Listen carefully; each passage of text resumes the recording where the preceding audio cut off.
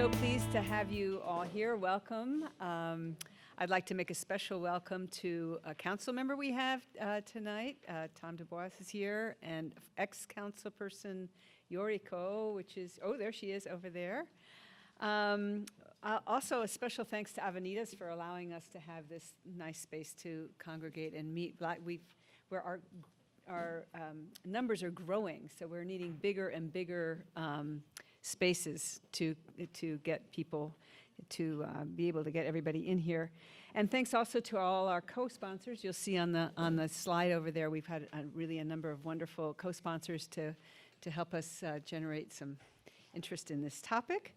And it's going to be, promises to be an engaging and informative evening tonight.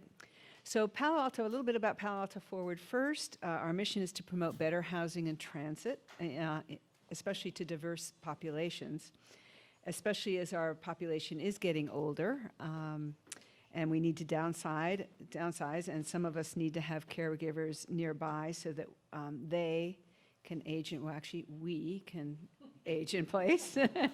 And for the young people who are having a hard time finding affordable places to land in the area. So we all need places where we can readily use transit, shop without getting into our cars, and work where we live, so we're not so dependent on the automobile, which is choking our streets and highways and causing runaway climate change.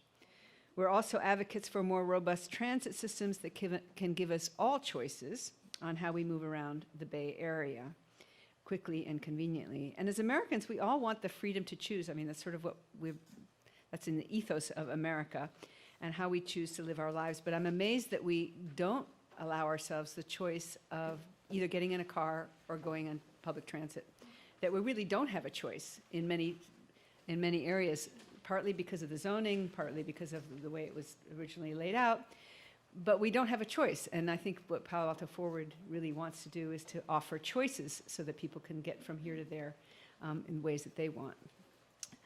Palo Alto is now, as you know, and has a severe housing crisis.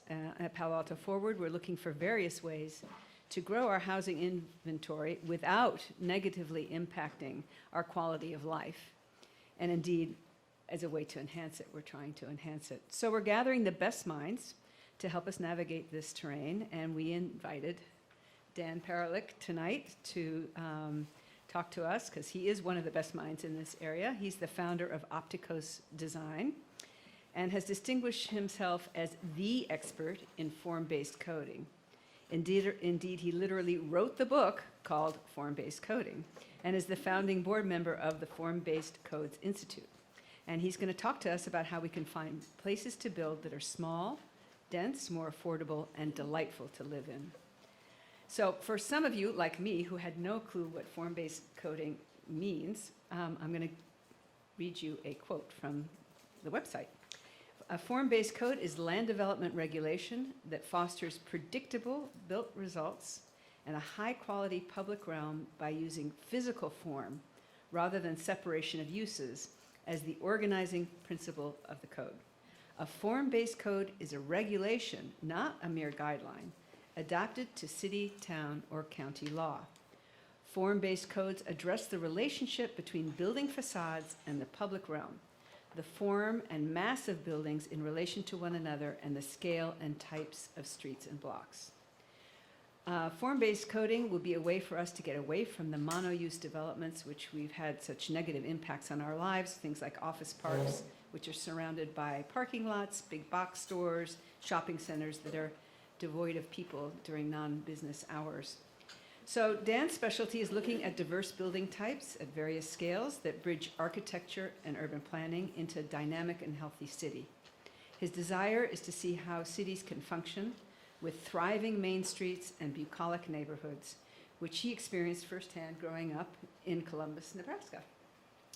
Here's an aspirational statement that I found on Dan's website, and I'm going to close with this, is imagine a place where children ride their bikes to school, picture a community where neighbors walk to the corner grocery and meet at local parks, and where urban spaces are interconnected through public transportation.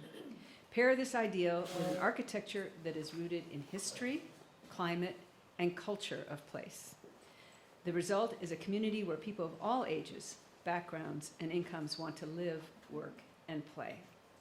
This vision is the vision that Dan and his colleagues have at Opticos Design and for us at Palo Alto Forward.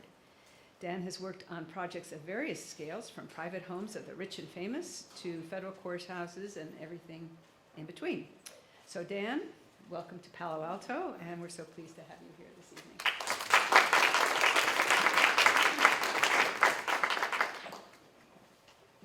So we'll give extra credit points to anybody who can tell us where Columbus, Nebraska is. So, okay, but it's, the point in that is I grew up in a small town in the Midwest in Nebraska that, in my mind, was the quintessential small town, thriving Main Street. I rode my bike to kindergarten when I was probably 5 and a half. Sort of just a really great place. And the reason I bring that up is because I've lived in a variety of different places at different scales, most urban down to kind of that sort of small town or kind of the village scale. And I think they share a lot of similar characteristics, but there's obviously uniquenesses as well. And those of us who live, work, and sort of deal with live in the Bay Area and work in the Bay Area know that a lot of our communities have similar characteristics that we cherish. And we're having challenges with how to sort of maintain those characteristics or maybe even make them even better. So, I'm going to talk tonight about missing middle housing. And in the most general way, this conversation is about providing housing choices. This isn't about forcing anybody to live in a certain way or in a certain housing type, but this is about providing choice. And I'm going to talk a little bit about why this is important, first of all. Then secondly, I'm going to talk about, what is missing middle housing. And then the third part of the presentation is just talking about how we're using it in our practice and how others are using it as well in terms of not just at the architecture scale, but at the planning scale as well. Because we think that it's a really great tool for communities like Palo Alto and any the other neighboring communities that you all might represent to have in their toolbox to help address the growing issues of affordability, compatible infill, and just a change in evolution. And so I'm going to dive in here. So this is a picture of a fourplex, great little fourplex building, happens to be in the Midtown neighborhood of Sacramento, near a great little neighborhood, Main Street. And this housing type is really highly sought after. I was telling the group earlier that the units in this building type, this little fourplex, don't actually go on the market. They're so desired that they're just passed down to a good friend or to a family member who kind of wants to live in a great walkable neighborhood near all these amenities. And so the challenge we see in communities that we work in across the country is that there are a lot of barriers in place for these types of housing. For cities to provide this type of housing. There's challenges for these existing types to actually even sort of remain and thrive, because a lot of them are non-conforming, right? A lot of these, this is on a block that's mostly single family. It's currently zoned for single family, so it's a non-conforming building type. And can anybody else in the audience sort of tell me ways that this particular little fourplex might be illegal in that particular context? Does anybody want to chime in? Setback, yeah, it's really, really small setbacks, and this is a pretty typical pattern on corner lots in particular. But this particular building is actually right at the setback. And the one thing I do want to say is, I'm not saying that this should be encouraged everywhere, but I'm just saying there are places this exists, and there are right places for this to sort of happen in new development as well. Any other ways that people might think that maybe your zoning code, the way that it might work, might make these types illegal in the right place? Yes. Yeah, this type actually has no off-street parking. We found through the documentation we've done across the country that these missing middle housing types, they have about 1 to 1.5 spaces off-street, and part of it's because there's parking on-street, there's access to different options from building. Anybody else? Any thoughts? Yeah, it's actually a little bit, it might be, if they're single-family homes, depending on how big those homes are. It's the tall 2.5 stories. The other thing is a lot of zoning codes have requirements for private open space, right? And this doesn't actually I mean, I think the open space that most types like this provide is access to the active public realm, the parks and the main streets, coffee shops. And the other thing is just off-street parking setbacks, height. So even just like if you calculated the density of this type, it would probably, it's between sort of the high 30s to the mid 40 dwelling units per acre. So we never start a conversation about housing choice in a community, and we never start with talking about density. We start talking about a compatible form first, and that's kind of where missing middle really comes into the conversation here. And so in terms of framing the conversation of why it's so important for communities to begin to address this, I think a lot of communities are having a crisis already, but there is a tremendous shift that has happened and is continuing to happen in terms of household demographics and market demand for people who want to live in walkable urban places like your downtown and adjacent neighborhoods and like the neighborhoods in Berkeley or Oakland, for example. So some pretty shocking statistics, and there's a lot more, but there is currently, and this is a study done by Chris Leinberger, there's a gap between 20 and 35% in any community that you go into between the housing in walkable urban places that is on the market and the demand. So there's about a minimum of 35% of the market that wants it, but most communities are providing far less than that. And so that's part of the reason that costs are growing. It's a simple supply and demand equation. So it's very simple economics, but there's a big gap. And I would say that gap, that statistic is probably about 5 or 6 years old. I think it's probably much higher than that. And there's a lot of studies that actually show it's higher than that. This was pretty shocking to me that by 2025, that 75 to 85% of households will not have children. So imagine what impact that will have on the types of housing that your community will need to provide to respond to the market. So, right, smaller units, different types of units.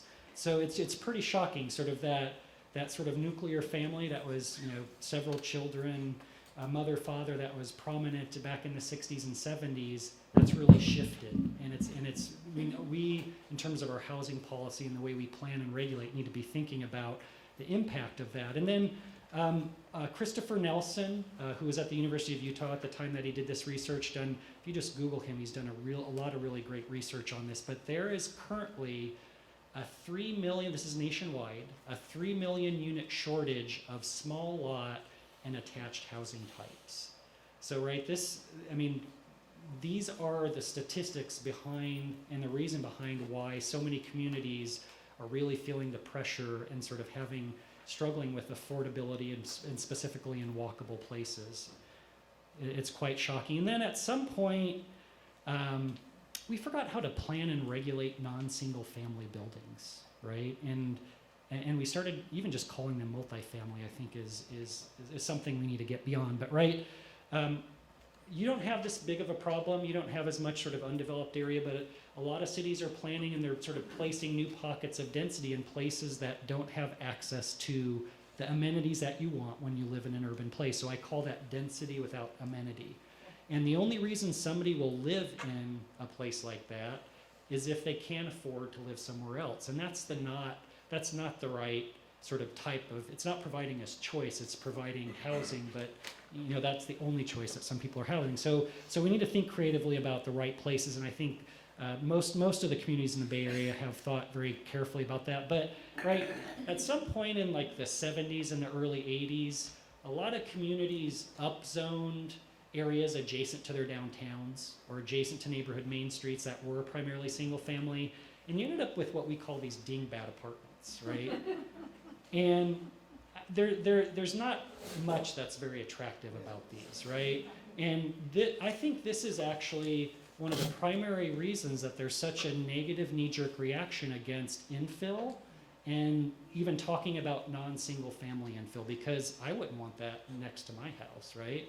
And so we've, as planners, as designers, have created new tools that can ensure that if you get infill, it's way better than that, and it's compatible with the scale and the character of development that's in the neighborhoods. And so This was a photo that was sent to me by Elaine prior to this presentation, but this picture represents, there's a middle missing there, right? You've got the single family house in the foreground and that big building in the background. And right, at some point we stopped thinking about appropriate transitions from that big and the little, and we also just didn't think carefully about actually trying to encourage some of that middle scale of building in between these two different scales. So our planning and regulatory instruments are just really too blunt, because right now what we have are those dull pencils. And I think all the cities we've been working with are thinking frantically about, they're looking for that sharp pencil sharpener, right? And what will be the right tool to sharpen that pencil, to give you the right tools to regulate this type of middle scale, missing middle housing appropriately. So what is missing middle housing? So if you have the flyer in front of you, this diagram's in there, it might be a little bit easier to look at in that little brochure, but on the far left-hand side, you have single-family homes. On the far right-hand side of this diagram, you have, the 4 or 5 story condo buildings or apartment buildings that, developers have kind of figured out that scale, the vertical mixed use and the bigger scale. We definitely know how to develop and regulate single-family.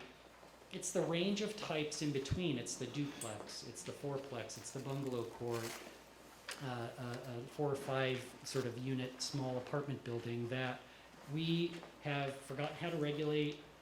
There's very few people building it, a lot of obstacles in place for it. But what's great about these types is they never exceed the size of a single family home. And that's probably the most important characteristic of the missing middle types. And it might, one of these types might look like a mansion, but it never exceeds the scale, both along the street frontage as well as the depth of a house. And so that's part of what makes them compatible. So let me just show you some examples. So Palo Alto, right? I got some of these photos beforehand, and I sort of was out a little bit earlier today. Just a kind of a sprinkling of the missing middle types that exist here. And most of these were just kind of several blocks off of University in one direction or another. But side-by-side duplex on the upper left, very much in scale. The fourplex on the right, I was telling the group earlier, it's actually 2 units in the front and then 2 units in the back in the same building. I've never seen that sort of exact format ever before, so it's kind of a type that's unique to and then the entrances are actually on the side.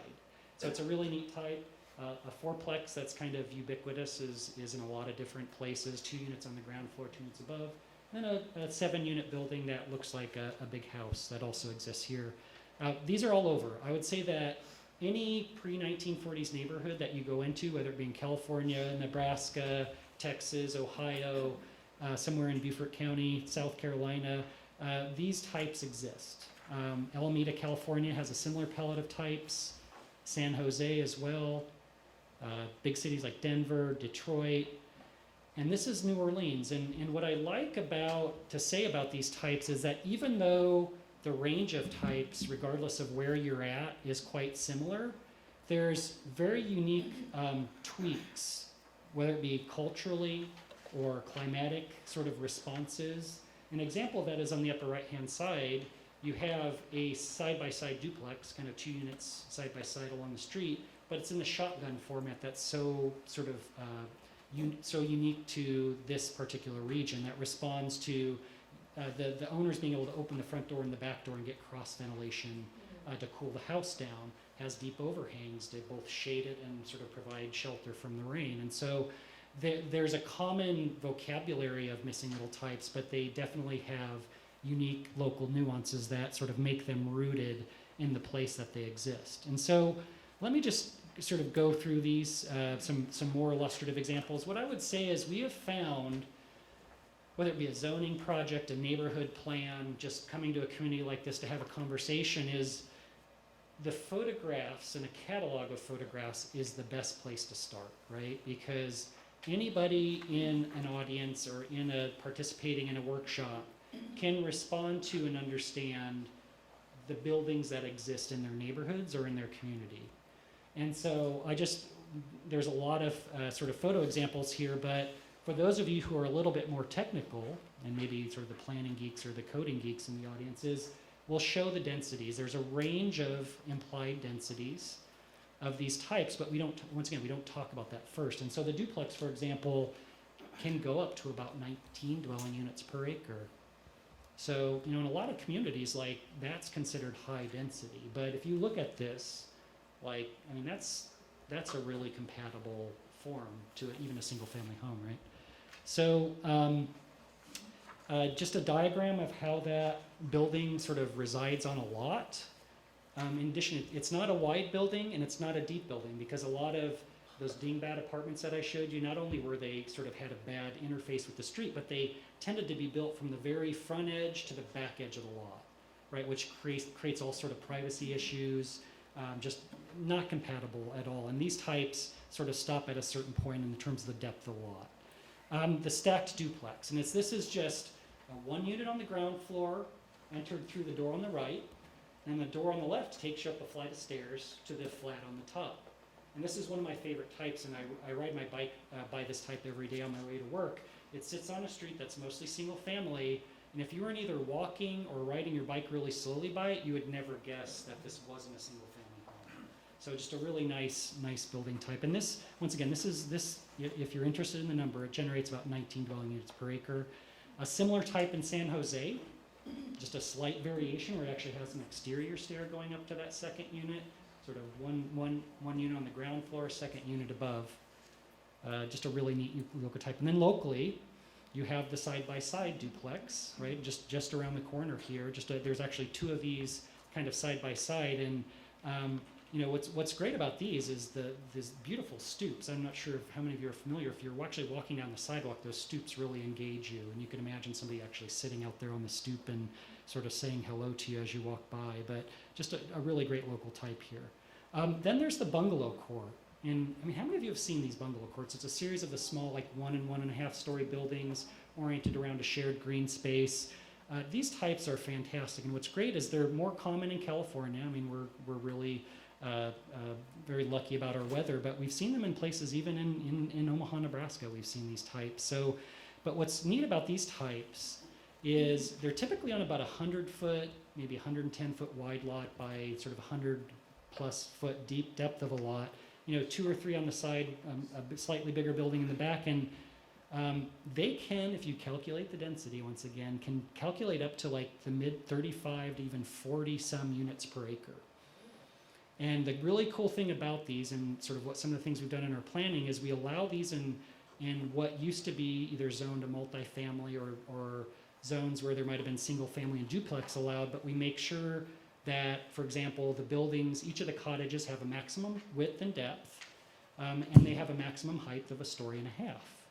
Because once those individual buildings start getting bigger, it changes the type and it changes the compatibility. So we have created a website at missingmiddlehousing.com, and I gave you the brochure, but these drawings are available on that site. We've actually done documentation of existing missing middle types, and we're building that catalog and hopefully ultimately inviting folks like you to help us build that database of existing and even newly designed housing types. We actually used the bungalow court type in a project we were working on in Richmond, California. A city-owned lot. It was about 100-foot by 100-foot square on a corner. Richmond wouldn't necessarily be the first place that you would think had a affordable housing problem, but yes, it's in the Bay Area and they have issues with affordability as well. But we studied these 650 square foot cottages, 5 of them on the lot, parked one off-street parking space per unit with on-street parking at the edge of it. And our economist found that a family with an annual income of only $23,000 could afford to either rent or buy one of those little cottages. So that's pretty amazing, and that makes it really available to a broad. So the parking's in the back. So it's accessed off the side. So there's sort of off the back. So sort of tucked in the back behind the court, and that's a pretty typical pattern. So right, the carriage house or the ancillary unit. I won't call it the G word. So right, this sounds like this is a challenge that sort of conversation you're having here in Palo Alto. We're doing a citywide code update in Austin, Texas, and they're talking about it as well.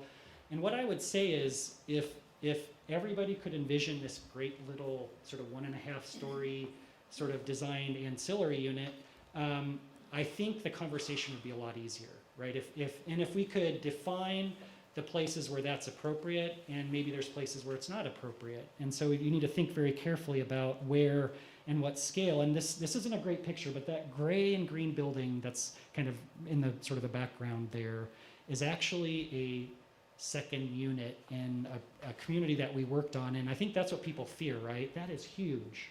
It's like 40 feet wide and I don't know, like 45 or 50 feet deep, and it's probably 3,500 square feet. And that's not kind of the intent of providing and allowing for ancillary units. So you just need to think very carefully if you're going to allow them about where, think about what kind of creative parking requirements or sort of lowering parking requirements that are necessary, but also think about what's the appropriate scale and how do you deal with privacy on adjacent lots? Like, do you need to regulate for privacy windows on windows that may face sort of adjacent property? So all those things would need to be thought about. The fourplex, a great type. 2 units on the ground floor, 2 units stacked on the top. So really, really neat sort of missing middle housing type. And this is typically on about a 50-foot by, whatever the typical depth of lot is, 100 to 125 feet.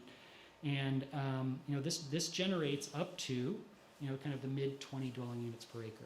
Once again, we're not starting with that, but if you want to think about that number. But look, there's, parking's accommodated at the rear of the lot. We're showing at 1 per unit. You could probably, on the lot this depth, actually accommodate that 1.5 without actually compromising this. But there's still some outdoor open space, and it has some side setbacks, a house scale type. And that fourplex that I talked about in Palo Alto enters on the sides, 2 units in front, 2 units in the back. And I noticed that this lot is so deep that there's actually additional units that got built sort of behind the original building. But I think this is just a really neat type that you all locally here should look at documenting and sort of studying a little bit. 29 dwelling units per acre, by the way. That's the next type is what we call multiplex small. It's just a building with more than 4 units, typically not more than like 7 or 8 units. The scale of like a bigger sort of a mansion or a larger house, a state house. Just an example of that 3-dimensionally. So I sort of got called on, I always get called on this, right? Most of the photos I'm showing, number 1, are older buildings, and number 2 are very traditional in their architecture. And the reality is that most of the new stuff that's getting built out there is being designed in a traditional feel. But also, there's not a lot of this being built, and there's a lot of reasons. Zoning, there's not a lot of people building it. There's economic sort of financing reasons that it's tough. And so, but that being said, this is really should be a style neutral conversation. This is about the scale and the form. And if you want to add sort of architecture design guidelines on top of that, communities can do that. So this is a great live-work unit that was, it's in Norfolk, Virginia, brand new 5 or 6 years ago, ground floor flex space, 2-story townhouse above it. Really great transition type to transition from a main street into a neighborhood, maybe 1 or 2 lots. And a courtyard housing type. And this is a type that really started this conversation for us about 16 years ago, one of our very first projects in Isla Vista. And how many of you know where Isla Vista is in Santa Barbara County next to UC Santa Barbara? But the community was really stuck on not wanting more than 19 dwelling units per acre, and nobody really kind of knew what that was. And so we walked around downtown Santa Barbara, the beautiful neighborhoods, and came to this type, and everybody's like, this was a citizen advisory committee with some other sort of people coming along and said, this is what we want. This is exactly what we want, beautiful little courtyard house. And I said, are you sure about that? Like, yeah. And I said, by the way, this is 50 dwelling units per acre. I said, if we can create a form-based code, new zoning standards that ensure that if what you get, if somebody develops that many units, is this form, not what a lot of us might imagine that's different at 50 units per acre. Like, are you okay with that? And so it wasn't that simple, but that was the dialogue we had, and that worked really successfully. And so, where do you look for missing middle housing? I saw this in Palo Alto a lot. They're just kind of, they're near University Avenue, are the ones I saw anyway, but they're really sprinkled throughout the neighborhoods, right? I didn't see any sort of block. I saw most of them just sprinkled throughout the neighborhood because they're compatible in scale. There are a lot of places that have missing middle along a slightly busier street, right? The whole block face might be missing middle types. And then you turn the corner into the neighborhood and the rest of it's primarily single family or all single family. That's pretty typical as well. And then there's other corridors that might have sort of bigger than missing middle housing, it might be sort of podium parked 4 or 5 stories. As you turn the corner into the neighborhood, the first 2 or 3 lots transitioning into the neighborhood, historically that was a great place. They were just smart enough to put those transition scale types in those locations. And I did see some of that. There was I can't remember the names of the street, but I saw that in a couple instances here where off of one of the busy commercial corridors, turned the corner and there was a missing middle type and then single family homes. So very interesting. Actually, this was it, sorry. This was a tiny, tiny duplex that exists here. I know it's a terrible photo, I was looking right into the sun, but commercial uses, commercial corridor on the left, you turn the corner into the neighborhood, this little type kind of provides that transition and they're single family homes. And these units are probably about 500 square feet, I would imagine, but I would imagine they're pretty sought after because they're a block and a half from everything. So, and then, just thinking about that similar transition from a main street, which you see on the lower right-hand side here into the neighborhood. Once again, great scale and a great type to make that transition. So some important characteristics of missing middle housing is number one is missing middle housing needs to be set in a walkable urban context, and you have that here. And so that's why they exist, and that's why it's a really good place for them.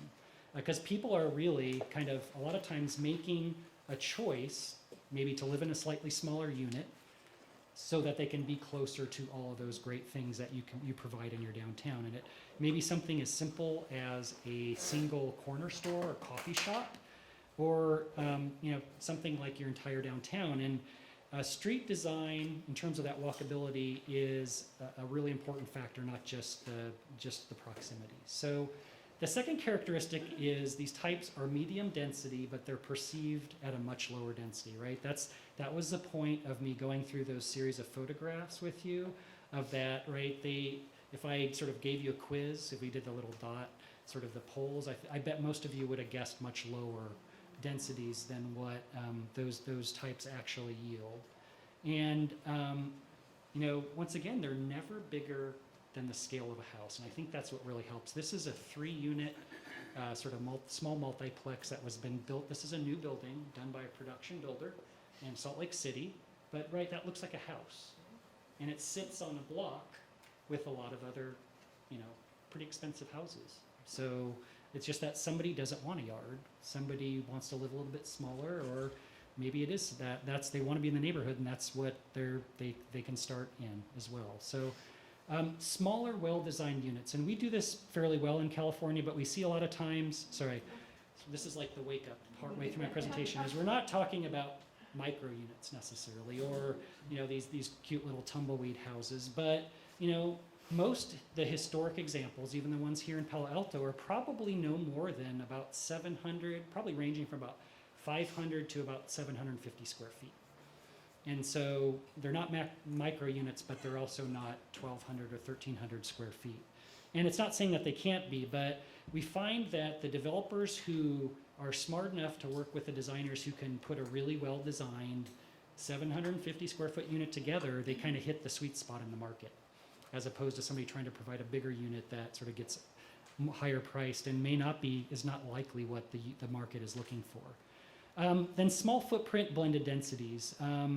So basically, it's that diagram I showed earlier, is that every street and block might have a variety of different, might have a courtyard apartment, it might have some single family, might have some townhouses, but together they achieve a certain number of people living in an area that can support the commercial, kind of the local commercial. It can support a certain level of transportation options, the bus on the corner, the train down the street.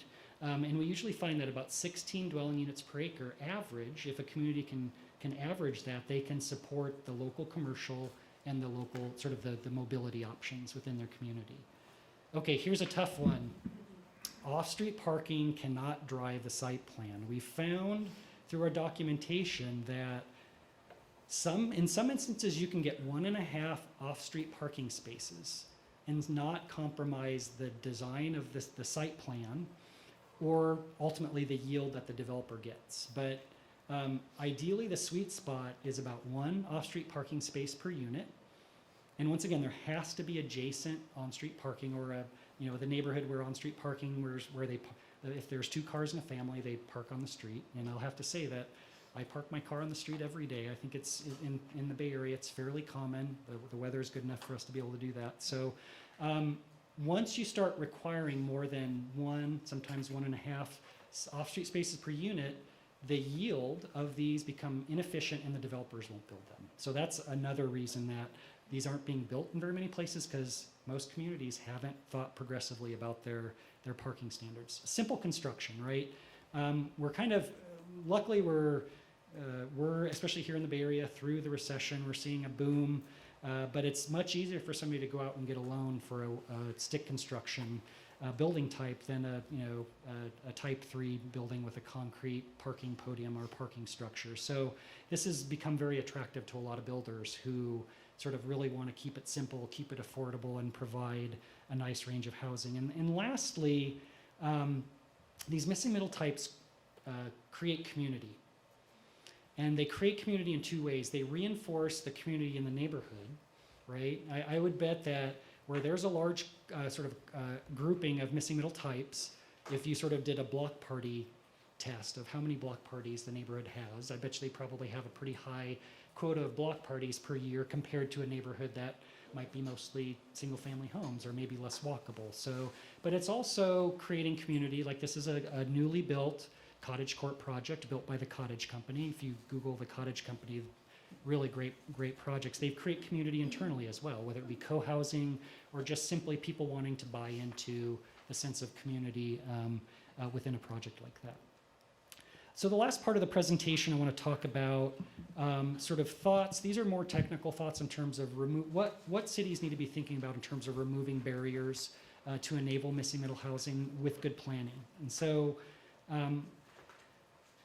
I'd like to sort of challenge you all, whether you're from Palo Alto or another sort of nearby community, is I think there is no reason that tomorrow you guys couldn't all strategize, whether it be through Palo Alto Forward or through the planning department or city council members or all of the above, the AIA, to create a group that goes out and starts doing photo documentation of Palo Alto's missing middle types.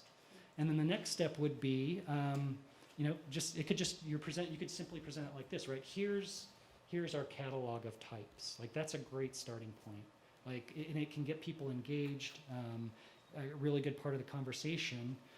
We did this in Cincinnati, and sort of the next step would be, find a local architect or two to start, building some 3-dimensional models of how, so we can start studying. Well, where's the parking? How big are those units? What are the side setbacks, front setbacks? I think that's all really a good conversation to have before you decide you need to change the zoning. Actually, start that dialogue now. And I know you're in the middle of a general plan, so it could even really help inform your general plan, to be quite honest. There's a documentation template available on the website. You can download it tomorrow as a PDF. We've done this at a series of different conferences where we've gone out with the groups of 25 people. We've picked 5 of the different types, and we've documented the lot size, where the buildings, width of the building, depth of the building, parking. And so you start creating a database of kind of what is the DNA of your community and how might these types, how do they exist now? How do they function? But where else might it make sense for them? Are there other places that it might make sense for them to exist in your community? Tap into your city's GIS database, right? I mean, this is a totally underutilized tool, but like in Austin, Texas, for example, we're looking at 106 different neighborhoods. And just a simple map like this that showed in the yellow the lots that were single family, and in orange, the lots that had more than one unit on them. And so we started seeing patterns in the neighborhoods, like Old West Austin on the left here, had a lot of missing middle types. Like the next step is we actually put the number of units on the lots, and the assessor data was sort of all came through. And so we would regulate for missing middle housing very differently, or allow it sort of more broadly in this Old West Austin neighborhood, because there's over 50 or 60% there already, versus the Hyde Park neighborhood where it's pretty concentrated. And we might just think about transitions from corridors or proximity to neighborhood commercial centers. So you can kind of see the orange is more sprinkled. And so just, it's not about kind of this broad brushstroke application of saying we just need to allow this everywhere. It's understanding the context, studying the context, and sort of thinking very carefully about where it might apply. The next thing is just thinking about ways that your zoning can encourage these types and remove barriers. And in the most basic way, I can say that different contexts need different rules. And so drivable suburban, which I know you don't have a lot of, but there's bits of it, need a different set of rules than walkable urban. And so, that's a really good starting point. And sort of, this is just some images from the Austin, Texas Citywide Land Development Code update. And so, have somebody graphically assess your existing zoning. And we do this all the time of not just what does the intent statement say, but what does it actually encourage on lot sizes that exist in your community, right? Take a medium density zone or a high density zone and apply the standards on a typical lot, or aggregate 2 or 3 lots if that's what the code is probably encouraging, and just show 3-dimensionally what it's encouraging. That's a really great step and a great conversation piece. As I mentioned in Austin, Texas, as part of the code diagnosis, we actually noted in a city of this size, there was actually not a single zoning district that encouraged missing middle housing in the entire city. And so they're having a huge affordable housing crisis, as many places in the Bay Area. And so we are using their existing missing middle housing as part of that dialogue. So one of the most important things is, I feel pretty strongly that we need a paradigm shift in our zoning to enable missing middle housing, and we do it through form-based coding. And we don't need to call it that, you don't need to call it that, but I encourage you to think differently about your zoning. It can't be based on density. It needs to be based on the context. And so this is an example from our form-based code, citywide form-based code for Cincinnati, Ohio. One of the zone districts was a small footprint urban neighborhood. And so pretty broad range of all these missing middle types were allowed, but you couldn't do a really big sort of wide building because it would interrupt and sort of not be compatible with the pattern that's there. That being said, within one of those footprints, there's a pretty broad range of whether you could do 1 unit, 2 units, or 4 to 6 units. So there was a lot of flexibility in that to let the market demand to that, but ensure the compatibility. So I'm not going to go into the more detail. I could talk about zoning for a really long time. So you can integrate these strategies into specific plans. I'm sure you all have several specific plans in the city of Palo Alto. Great way to encourage housing choices. We're doing a specific plan up in Vallejo along the Sonoma Boulevard corridor. And we've introduced, on the right-hand side, you see a version of Vallejo's missing middle diagram. And we're using missing middle as types to help transition from that corridor into these historic neighborhoods. And so it's been a really effective part of that conversation in a community like Vallejo. And then visualizing alternatives in any planning effort. I think we're at a point now where you can find people to very inexpensively generate some 3-dimensional. We're working in Novato, California. So anything over 3 stories in Novato is considered a high-rise, or it might as well be, because it's a very small town. They're just very sensitive to context. But I just want to show you how sort of we started the conversation with them. We went to a series of studies on their typical lot sizes. So this is a 50 by 100 foot lot, 150 foot lot, vacant, 1 block from their main street. The code allows for single family. It's actually a multifamily zone, but you can't, anyway, there's a general plan policy that you can't tear down a single family house unless it's basically going to tip over. But so vacant lot. But guess what? even if a single family home is built, it can be pretty incompatible, right? It's 35 feet in height is what's allowed. There's no regulations to prohibit the front from being a big garage door. And so just starting that conversation about, even if it's single family, it might not be compatible if your zoning's not a very sharp instrument. And so this is what they were getting in terms of multifamily, right? And I mean, I think we'd all agree that, I mean, that's quite awful. I mean, nobody wants that, right? The same number of units in a missing middle fourplex, you could get this with the right zoning, right? So people are saying, oh, okay, well, you know, if you can guarantee that that's the maximum width that that building can be, and that's the maximum depth, and you're going to accommodate the parking in the back, well, you know, maybe this starts making sense. You know, it's a good dialogue to have, and that's the same lot sort of from up above, and we're accommodating almost 2 parking spaces per unit off street in this instance because they have a 150-foot deep lot, pretty deep lot. So, and then this is just an example of those fourplexes. So you show the pictures and people are like, wow, yeah, that's not so bad. So this is another sort of opportunity site, and this is just a good conversation, right, of thinking about what your current zoning allows, because this was a medium density zone, once again, mostly single family neighborhood, but like their zoning actually allowed this, right, by right. And so that, like, everybody can agree, regardless of sort of that's not right for this neighborhood. And so we introduced the concept of the bungalow court. We get this, we actually get a couple more units. We get more units. Now they're smaller units, that's the trade-off. But you get this type of environment, and sort of this is it from above. And I would say it's not ideal, but you know, let's talk about compatible scale and form first. The density is actually higher, but the form is way more compatible. And we are accommodating quite a bit of off-street parking in this one, more than I would typically want to encourage, but as a bit of a compromise. But you know, conversation about compatible form first, about these missing middle types, providing housing choice, providing affordability too. And then even in the general plan, I'm going to go through this fairly quickly, but even at the general plan level, I highly recommend starting to think about the missing middle types as a kit of parts for great neighborhoods.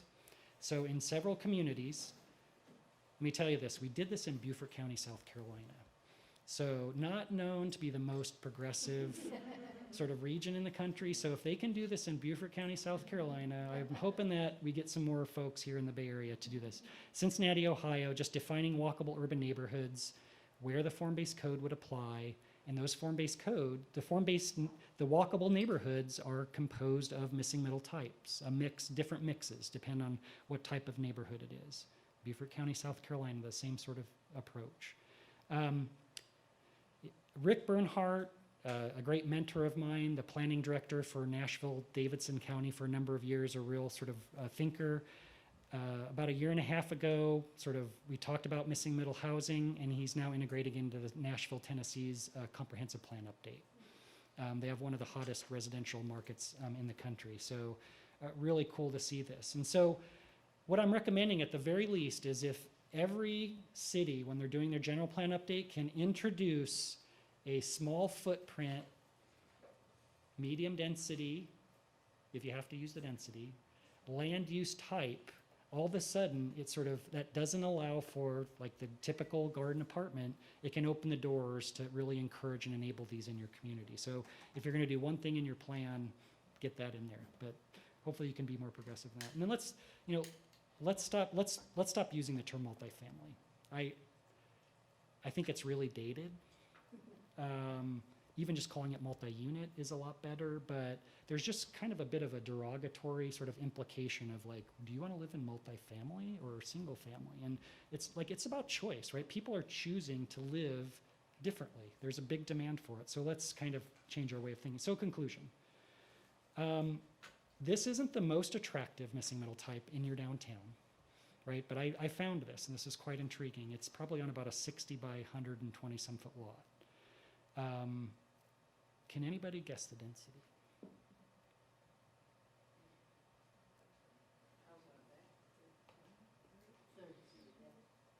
Yeah, it's important to see the depth, and I didn't get a good picture because the sun was shining right into my camera, so I had to like hide behind a tree. So There are actually, I don't know how they do this. I didn't get a chance to study this closely. There are 16 units in this building, and that calculates to about 85 dwelling units per acre.